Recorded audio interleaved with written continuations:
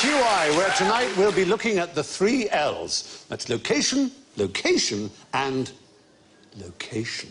And on the road to L are the fiendish Aisling B,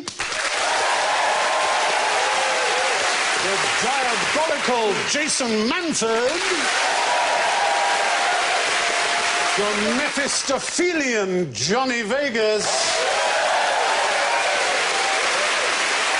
and that infernal Alan Davis.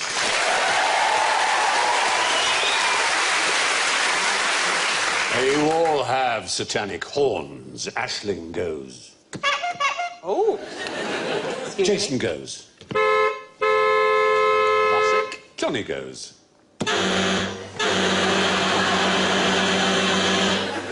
And Alan has a tail. Are we nearly there yet? Now, for your convenience, we have a lavatory on site. This being the L series, there is a very good chance that there will be one question to which the answer will be lavatorial. You all right, darling? Sorry, that's harder than I thought it was. You hit yourself with a penny. Yes. And if that is the case, you can play your spend a penny card, and if you are right, you will get extra points. Such is the nature of that particular joker. Now, here's a question about a very special location. What would you find at the exact centre of the observable universe? Oh, you? Well, oddly enough. Possibly. Norfolk, yes. There isn't a centre of the universe, really, so isn't the centre of the universe just the person who's looking out? Because it must be the same... You are so absolutely right, it hurts. In any direction? Brilliant. Yeah. Oh, absolutely.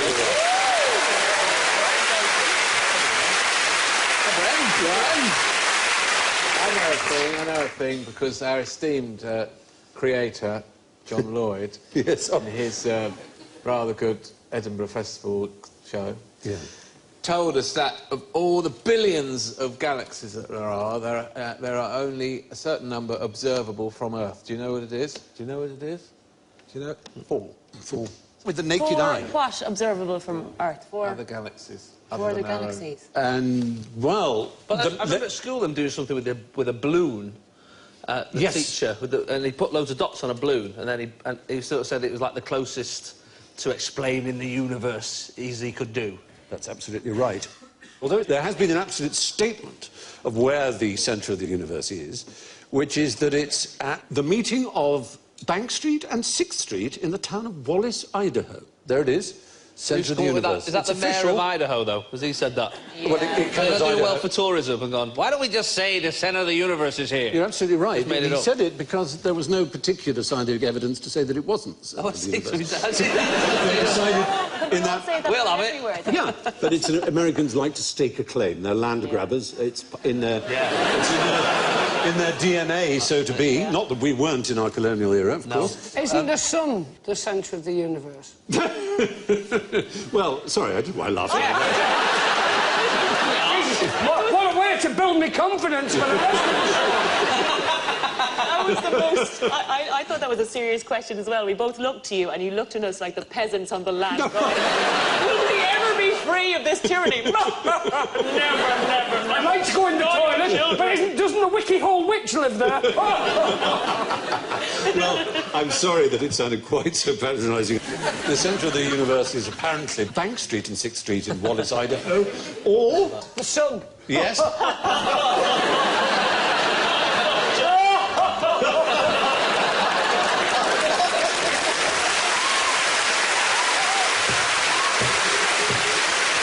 You beasts, you unutterable beasts. The exact centre of the observable universe, you'll find the unbearable likeness of Johnny Vegas, or whoever happens to be observing it. We all know what the Big Bang theory is, but what's the Big Splat theory? Does the Big Bang come out of the Big Splat? The big No, splat, no, not it the Big Bang. doesn't. Is it the last thing you hear before an anvil hits your head? Ooh, horrible, yes. Go on. Is there something to do with, I don't know, well, the Earth? Is the Earth and the Moon and all the other planets one thing, and then they... Fire today, Jason Manford. Am I? Thank you, Mr. Stiliano. Physics teacher. It is a theory. It's the sort of predominant theory, because nobody knows where the moon came from. There was a theory that there was a planet called Thea. In Greek mythology, Thea was the mother of Selene, who's the goddess of the moon, and that there was a collision with the Earth, maybe... That's it, I remember that. There it is. Looks like a sun hat, like the world is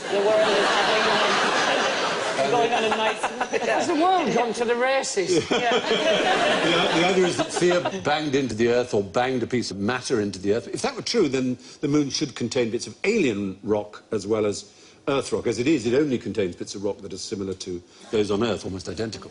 Didn't something land and kill all the dinosaurs? There were several extinction events, one of which was supposedly a big meteor. The other one was a huge volcano, which caused a huge greenhouse effect.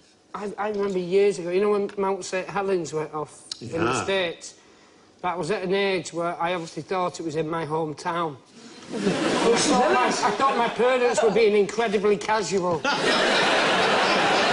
about the impending doom, and I get back in the bag and saying we should really go to Blackpool. Or at least to a safe zone. I thought St Helens was only a rugby league team. I didn't know it was a town as well. Yeah, it's huge. We're big enough to be a city. Oh, how if we could build a cathedral, but that would attract outsiders, and they would only question our date. Do you know what? And who wants that, Stephen? I think we might be coming to your ways later. Oh, yeah. okay. So be on the qui vive, as they say in France. Yeah. The fact is, the big splat is one of the theories about the creation of the moon. There are a few others. I'll go through them if you like. One was Charles Darwin's son George, who said that a huge lump of material was flung off the Earth by the extreme speed of its rotation at the beginning of its existence. Nonsense. And this... the hole it left is the Pacific Ocean. That's what his theory was. No, he's guessing there. Well, yeah. He's got a clever dad and thought people will believe me. And there's a final theory, which we rather like, which is that Venus had the moon and we appropriated it as it passed by at one point. It's particularly good because it was... The people who devised this theory don't really believe it. They just want to keep the argument alive and come up with fresh ideas, which is rather pleasing. They've just invented a theory to keep the argument alive. Basically, yeah. I had an ex-girlfriend like that. Very good, I can imagine it. Yes, nobody knows where the moon came from. Now, if Johnny and Jason got naked, covered their legs... Wow. It's pretty good, isn't it?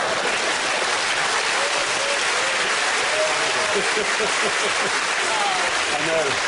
I mean, I can't I can't wait after the show to open wedding gifts together.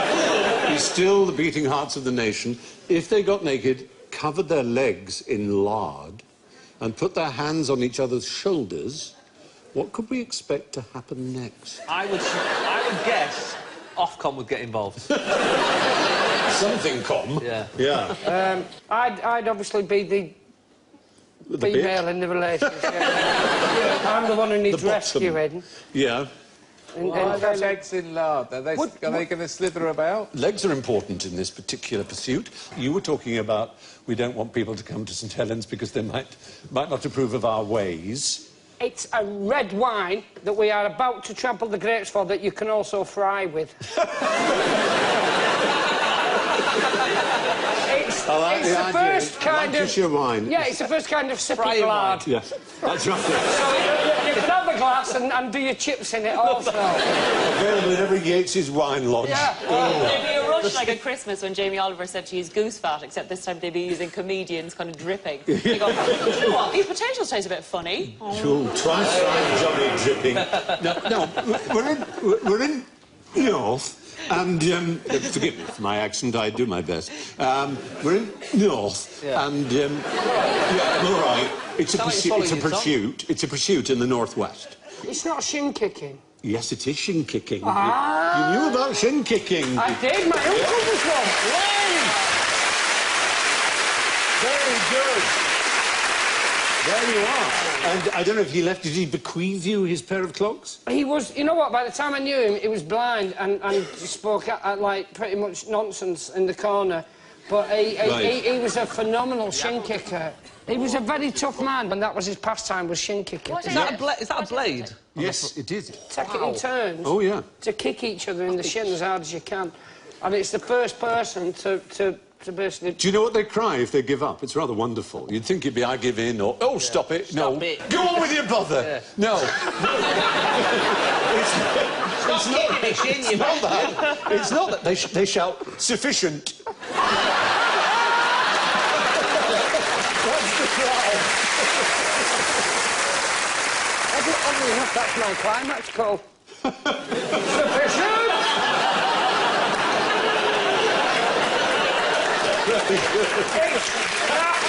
I'd like to say, there's no domestic violence involved. It's just we're not greedy in our nature up north. I have to confess, I've never heard the phrase climax call before.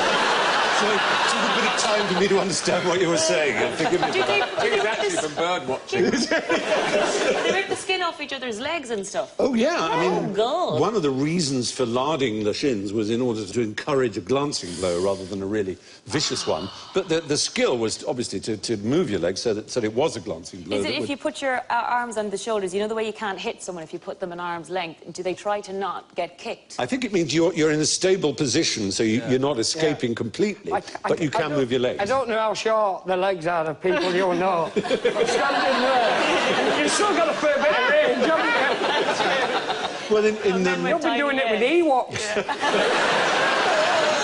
The more I get to know you, the more I think men are mad. They're always up to something ridiculous. Kicking each other in the lardy shins, you're like...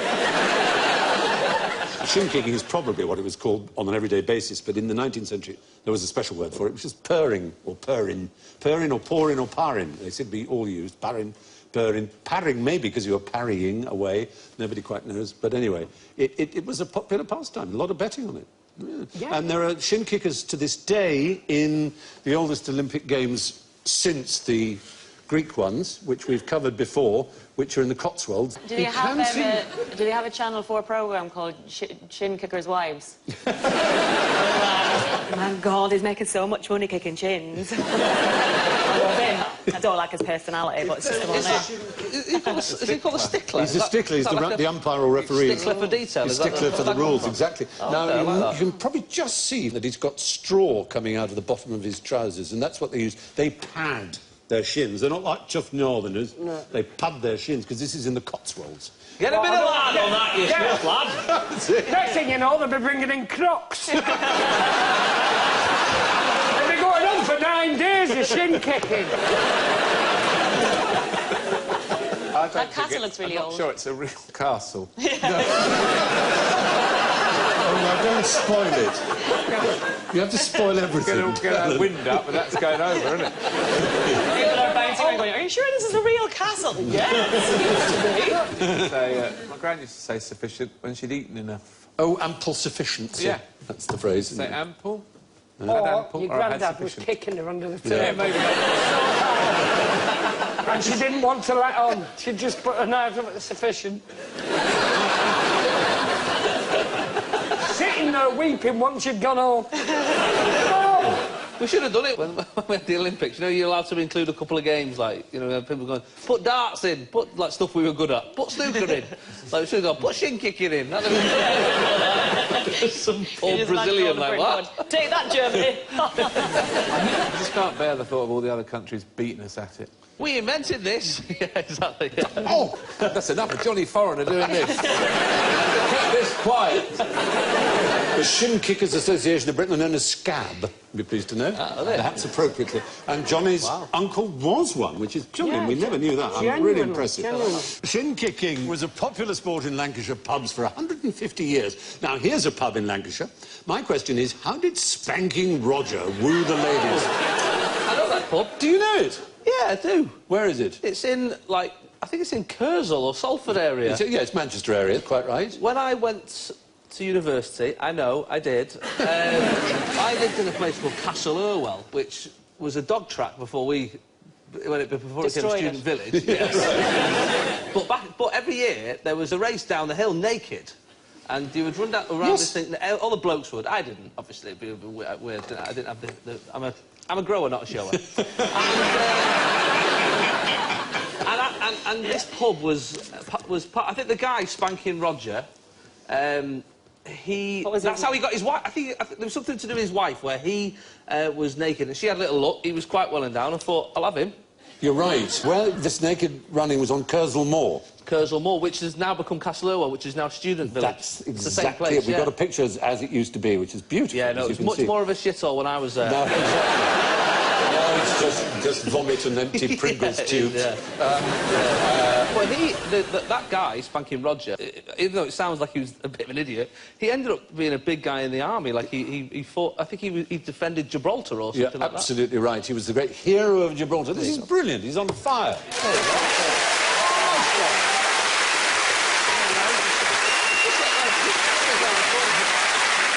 We're watching Slumdog Millionaire or something like that going, how did you know that was? But it is your manor, isn't it? Yes, that's where I grew up, yeah, around the corner from there. And he was a fascinating character, Spanking Roger, as he was known. He was from Scotland, actually. He was in the Scots Dragoons. Oh, okay, and he came down 6'4" high and of ample endowment, it seems, because he did do the naked run. That's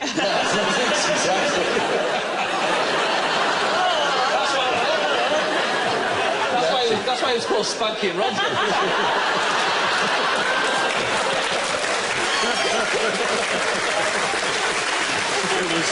He could only do it in the summer where the slapping didn't hurt him quite so much. But he did catch the eye of a 65-year-old widow whom he married. With his catchy corner in the eye. Her name was Minshall, Barbara Minshall. That's right, which is... the Minshall Courts in Manchester, and Minshall Street is where... That's where her family... She was a rich family. Yeah, and I think she died... She's back in the 1760s when they married. And the next day he was immediately betraying her and spending all her money. And he spent it on, essentially, he would, on bare-knuckle fights. If anybody beat him, they were sort of free, but if he beat them, he dragooned them, as it were. Is that why he's called Spanking Roger? Well, yeah, I mean, he's called Spanking Roger because he fought. He was a brilliant bare-knuckle fighter, yeah, that's exactly the reason. He's got a hell of a camel foot for someone who's well endowed. A bit. Yeah. Someone, I think the artist was modest, that's all, yeah. Eating his shorts. And life was extraordinary because he, as you rightly say, was the hero of Gibraltar with this dragooned army there. It was the longest siege in British military history, held up for 4 years and kept the rock, as we still have, at time of going to press, unless the Spanish have had something to do with it.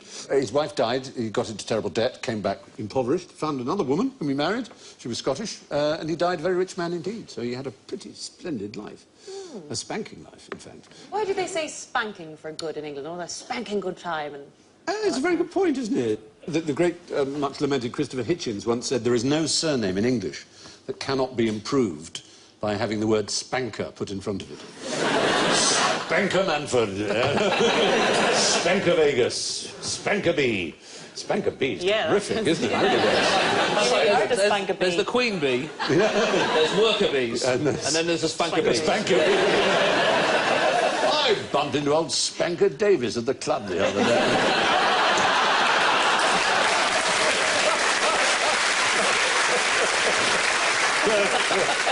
Well, Spanking Roger didn't spank ladies, he spanked the French and the Spanish.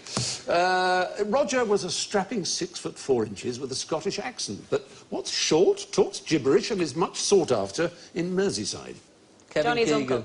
Is it a diddy man? It's not the Diddy Man, though oddly enough, you could barely be closer. In Liverpool, there was this, there it is, in case you wanted to know what Merseyside looked like. Ferry, cross the Mersey. And what's the largest, best-known ethnic minority in Liverpool, would you say? Irish, I'd say. The Irish, of course. Irish. Liverpool Irish. Because famous. The Liverpool accent is very like the Dublin accent, and they're quite close to each other. So, like, you know, people talk like that. And eventually they end up in Liverpool, and so if you go backwards, you end up Ken Doherty, north, that's right. South. Yeah, exactly. So, Irish, you got Diddy Man, and you got Ireland. Are you saying talking gibberish? Oh. Are Irish people? No. You've got Diddy Men, who are little people created by Ken Dodd, and you've got the Irish. So it's not Diddy Men. Leprechauns. Leprechauns, thank you very much, Johnny Vaughan. Be sure. Not Johnny Vaughan.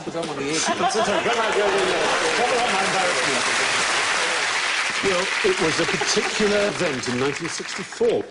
It was thousands of Liverpudlian children streamed into the parks to look for leprechauns because there was a rumour that some had been seen, or one had been seen, or something. And they tore up plants and they ravaged the entire park system for 11 or 12 days in July 64. And then it just stopped as suddenly as it had begun. It sounds like the Americans coming to Ireland.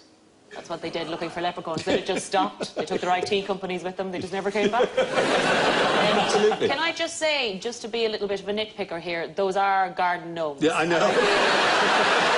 Very racially offended.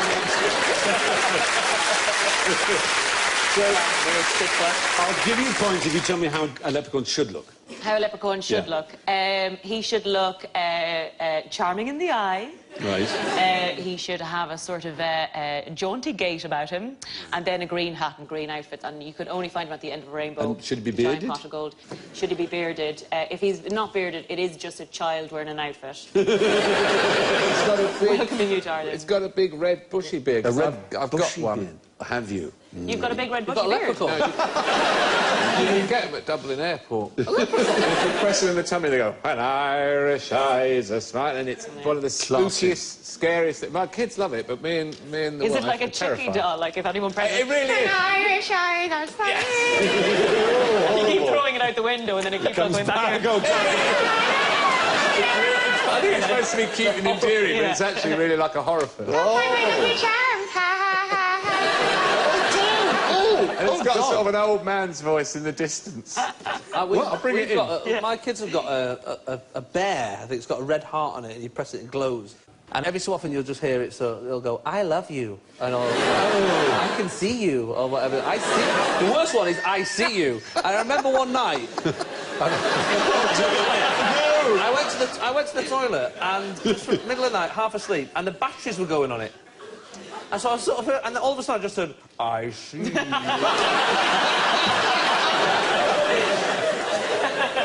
That's very disturbing. terrifying, I wouldn't recover from that. Well, interesting. I mean, who am I to tell you that you've got it slightly wrong in what leprechauns look like, because... All right, Stephen. They don't... No, I'm going Look by... down upon me and tell me what we did wrong this time. I'm going on early information rather than late, sort of 20th century information. There are inventions which come from the 20th century, which include the fact that they wear green clothes and tall hats, and they have ginger beards. According to fairy legends and traditions of the south of Ireland from 1825, proper leprechauns, if there is such a thing, are all... Do they have a trade? Shoemakers. They're all shoemakers, and they are exclusively what? White. Yes. They are. They're exclusively white. And... Old. Male. Male is the right idea. And there's the shamrock, of course. There's a rule that an Irish person told me is never go into an Irish pub in America or London that has a neon shamrock, because it'll be crap. Yeah. Is that right? Yeah, I mean, it would be a bit dodgy. Yeah. Any American sort of Irish pub. Yeah. Come on in, to be sure, and you'll have a right old great crack of a time. It'd be very annoying. Yeah, but this particular chase happened, as I say, in '64, but in 1982, a man called Brian, which is a good Irish name, told the Liverpool Echo that he had been working in the park when some children saw him and mocked him for his height, or rather lack of it. And so, joining in the sport, he spoke in sort of... sort of Irish gibberish. I know, I'm sorry, I'm doing what he did. Threw sods of earth at them, and they ran away frightened, thinking he was a leprechaun. So, because they called him a leprechaun. They came back with their They brothers. said, "Oh, you're a leprechaun." And he went, "I am that." And so they all said, "Yeah, we saw a leprechaun. We saw, saw a real one. Saw a real leprechaun in the park." And so all these kids, they all invaded it. Like a lost episode of Brookside. Where does it begin? But these particular things happen from time to time, these mass delusions, or whatever you might call them, and they're called a children's hunt when they involve children. So in 1964, as Beatlemania swept the world, Leprechaun Mania swept Liverpool, which London attraction cost 2 arms and 2 legs to enter. Oh, look at that, isn't that gorgeous? Oh, wow. Ladybird book, I'll be bound. Don't you think? Yes, it's it's very got Ladybird the book. look of a ladybird book. It looks like there's been a pigeon accident, and they're all gathered around the scene to see what happened. Is this picture a clue? Is it in No, the it's not picture? at all, actually. It's just It's not rather... to do with art, is it? No, it's not. Tower of London. Sounds like The Tower of London is where we need to be. Cue picture of Tower of London. Traitors' Gate or whatever. There's the Tower of London. And we're talking about an attraction within the Tower of London that lasted for 600 years. Henry I, who was a very early king, had a particular, rather exciting luxury that he was very fond of, that he kept in Woodstock in Oxfordshire. And King John, who was late 12th, early 13th century, moved it to the Tower of London, where it stayed for 600 years. And you had to pay to get in to see it, but you could...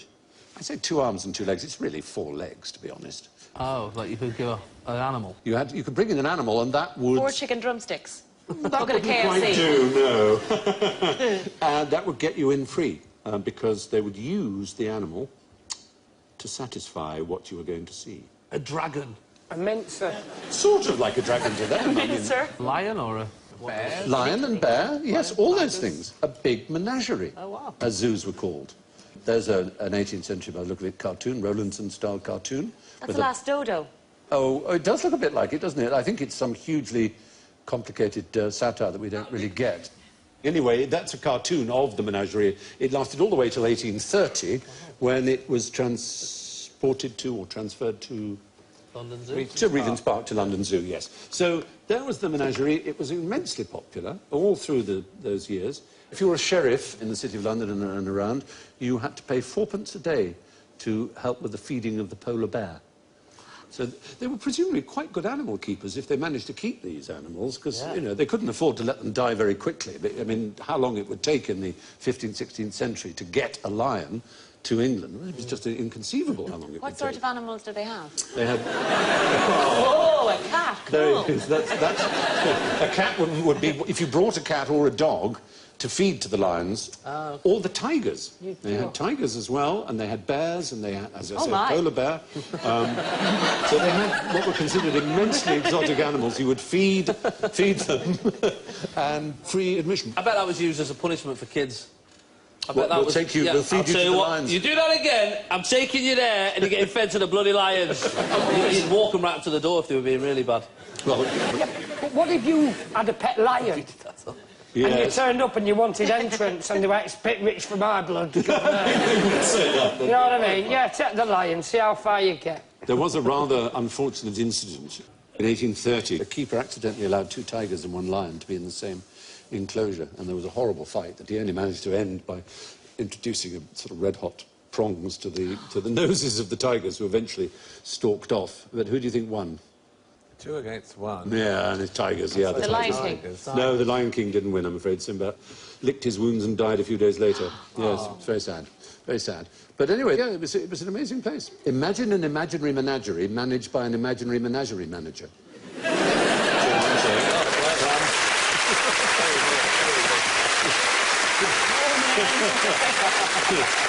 So there we are. Now, what would you do in 12th century London if you saw this man? It is a ghost. Oh, you're spending a penny, are you? Spend my penny, Jason's spending his penny. Must be. You're absolutely right. You go You're over and- absolutely right.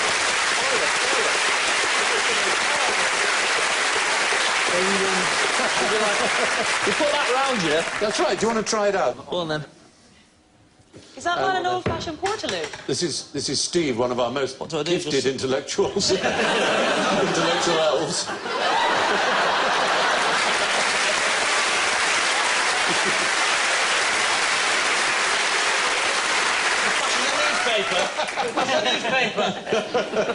And I believe there's an extra farthing for a happy ending. Yeah, sufficient. Sufficient. So, that's right. In the 12th century, there were those who were a little bit too, you know, who were a little bit pernickety and didn't want to be seen taking a poo in the street, as many did. And so these gentlemen would come around with their big capes and allow you a little bit of privacy. Did people used to just They were in the street. Otherwise, they would poo in the street, I'm afraid. Were they? Yep. Times have changed, haven't they, Stephen? They have, absolutely. Though there's a lot of peeing in the street, let's be honest. Oh, yeah. Yeah, and I'll admit to that, but, you know, he needs... Quite. Needs must. May I thank a senior elf who has done something well beneath his huge dignity. Steve Colvin, ladies and gentlemen. Thank you.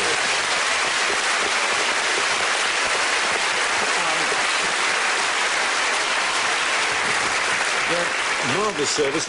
We do know the name of one of these, Thomas Butcher, because in the records he was fined for overcharging.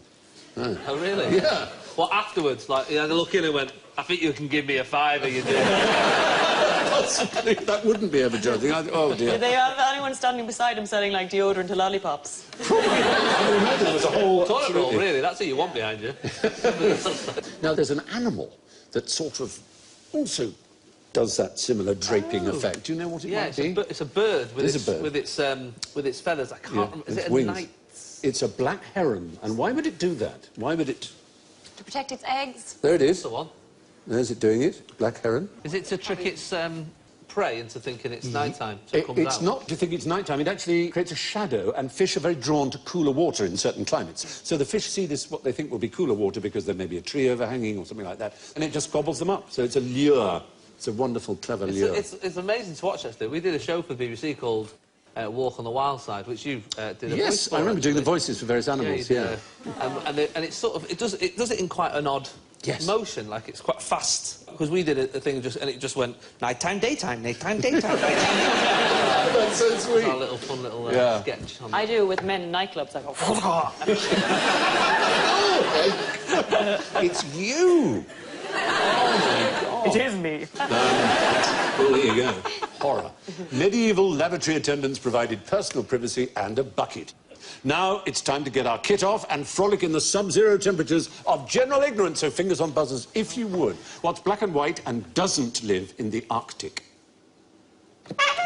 Penguins. Oh, what a shame! Oh. Well, you know, the fact is they're not indigenous to the Arctic, the North Pole. And you're right, they don't naturally occur there, but man has taken them there as pets on boats because they're cute, and then they were left there and they sort of got on and made a living pretty happily amongst the fish there with... Despite being eaten by polar bears. Well, that was a surprise when they met the polar bears. Why are you so dressed up and where are you off to? Why have you seen all the penguins? Sorry. Despite what they say, there are some penguins in the Arctic. Which part of the world does the idea of eating frogs' legs come from? Go on, Jason. France. No! Very sweet of you. That's all right. Go on, nice. Is it England? Yes! Yes, so.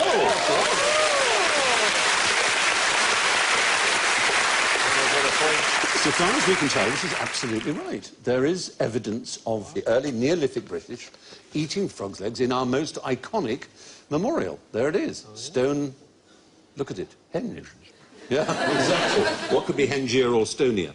How many years ago? I'll give you 1,000 either way, when we discovered... 4,000. 4,000? It's about 9,000 years ago. That's to say, it's between 7,000 and 6,000 BC. There is evidence not just of eating, well, there's toads, but also we've got a three-course meal evidence. Frogs with hazelnuts, followed by a fish course, followed by blackberries. That's not bad, is it? Sounds nice. That would see you through nicely. Very healthy. Very healthy. To the nearest 1,000 tons, how many tons of frogs' legs do the French get through a year? 500. 500,000 tons. 500,000 tons.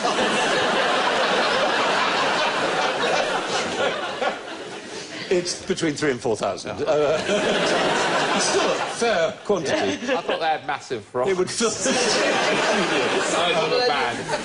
So, frogs' legs were first eaten in Wiltshire. What's the name of the fortifications that mark the northern boundary of Roman Britain? Are we there yet? Come on, man. Yep. Hadrian's Wall. Oh, dear, dear, dear. Anyone in the audience know? What's further north? Where did they go that was further north than that? Antonine. Oh, dear. Audience get a penalty. So, You fell into our trap. There are some intelligent people who do know that the Antonine Wall is north of Hadrian's Wall, but a very obscure fact, certainly confess I had no idea of, it's the Gasque ridge system, which is the oldest and indeed the northernmost of the boundaries. There's the Antonine Wall. We can see Hadrian's Wall there. And there's the Gasque ridge, which doesn't look as good. Doesn't go from coast to coast. I would start thinking maybe I'll go around it. I think I use the same builders as that. You could walk round it a little bit, but it was the northernmost. All right, well, is it defence against fat people? Lazy people. Yeah, we don't... Oh, do you have to walk? I won't bother. Hadrian's Wall remains the longest continuous fortification in Europe. Obviously, it's nothing compared to the Great Wall of China, but it was still pretty impressive. It was garrisoned by how many troops in its day, do you think? I don't know, but I do know that they took 40,000 troops to try and suppress Scotland, and then when they got there, they found there was nowhere really to suppress, because everyone was hiding. And at night, they'd come out and attack them, and they just ended up giving up. So there were thousands of people. Yeah, 9,000 garrisoned the wall. They came from all over the known empire, including from the Tigris, what we'd now call Iraq. Iraqi Arabs were stationed... They must have found it very chilly and unpleasant. What wall is that there? That's a Gasque, is it? No, that's Hadrian's Wall. Ah. Yeah, which is in great shape. I don't think the Gasque Wall is in much shape. I went for a walk along there with a friend of mine he's like a real Cockney geezer. Yeah. And he's always, you know, that sort of myth of, like, people being friendly in the north and not so friendly in the south. Cake. Yeah, we walked up along there. This summed up the north-south divide for friendliness and not friendliness and talking to strangers and that. Two blokes walked past. It was about 8:30 in the morning. We were having a long walk round. And a bloke went, "Morning," and I went, "Morning," and my mate went, "Who's that?" Just saying good morning to a stranger, that's not weird. Now, what's this? What's this? Pass it down. Just all you've got to do is tell me what it is. Have a taste. It's, I promise you, not poison, despite being green. It's not wasabi, is it? Wasabi, no. Wasabi! You would be served this if you were to go out around London and go to most Japanese restaurants, and I would have a taste. I mean, whoa! Pretty hot. Do you find it too hot? Yeah, I can't even. My mother thinks tomato and basil soup is too spicy. Jesus. Oh, that's too spicy for me. What's in that, Aisling? That is as close to wasabi as you can get without it being wasabi. I nearly took a mouthful of that, you know. It's not a joke. I can't take chilli, but I can take... I put a load in because you said it wasn't... You said it was not wasabi. I'll tell you what it is. It's not jackass, it's QI. What you're eating there is horseradish. Now, you may say wasabi is Japanese horseradish, but the wasabi you get sold in British restaurants is almost always ordinary British horseradish dyed green. No. Yes, because real wasabi, although it's related to horseradish, takes 2 years to mature and it's very expensive to transport. So it's much easier to use the British stuff, which grows on railway sidings and is cheap as chips, to use that instead. You know what, Stephen? That would have been lovely just if you'd explained it and used some bloody pictures. Rather than give us some and go put that in your mouth. So sorry. Yes. I mean, I can hear things like a dog does. It's done things in me. This might have been way over my life to become a superhero, and all you had to do was give me a bloody spoonful of that. It's see through walls.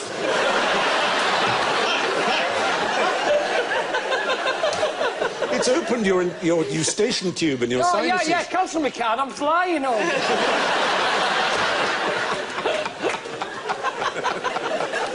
Oh, bless you.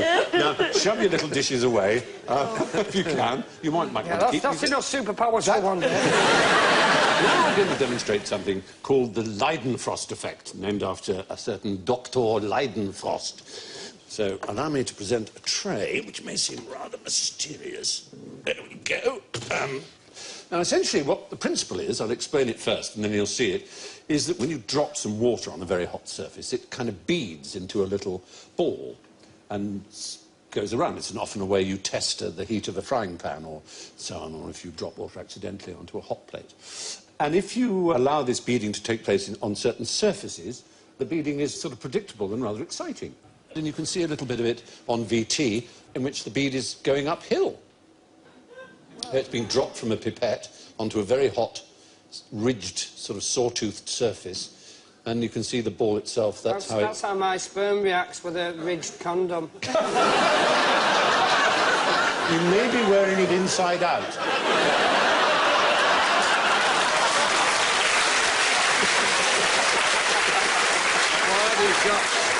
Why have you got your sperm in a pipette?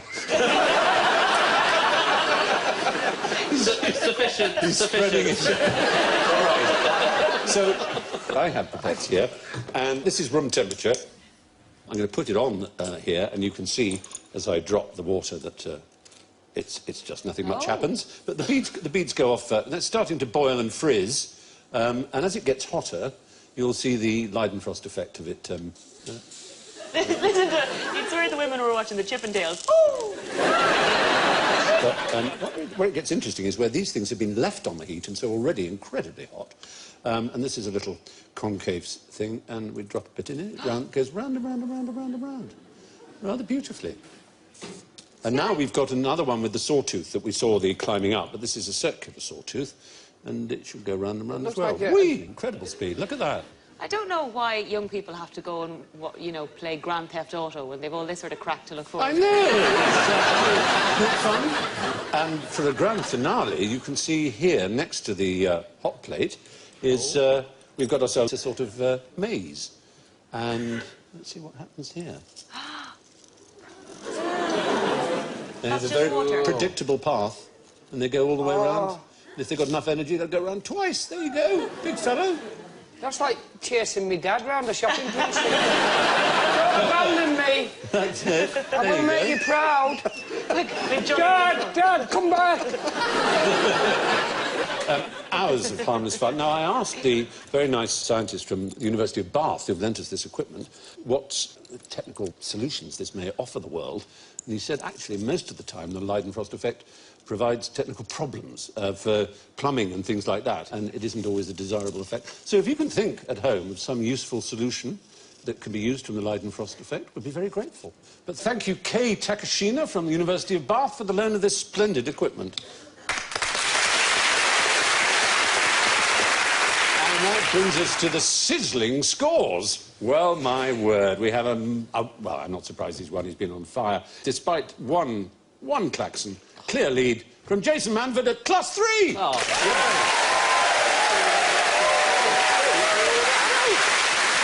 And in second place, that intellectual warhorse, Johnny Vegas, on 2.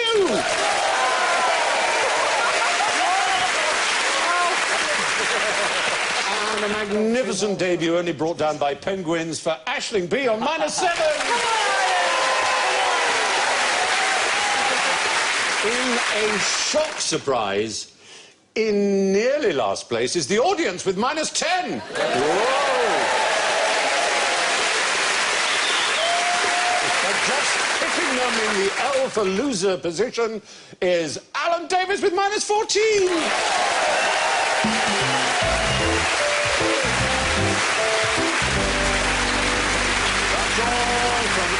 Johnny, Jason, Alan and me, and I leave you with the rather poignant last words from Stan Laurel, who, when asked how he felt, said, "I wish I was skiing." "Oh, Mr. Laurel, do you ski?" replied the nurse. "No," he said, "but I'd rather be skiing than doing what I am doing." Good night.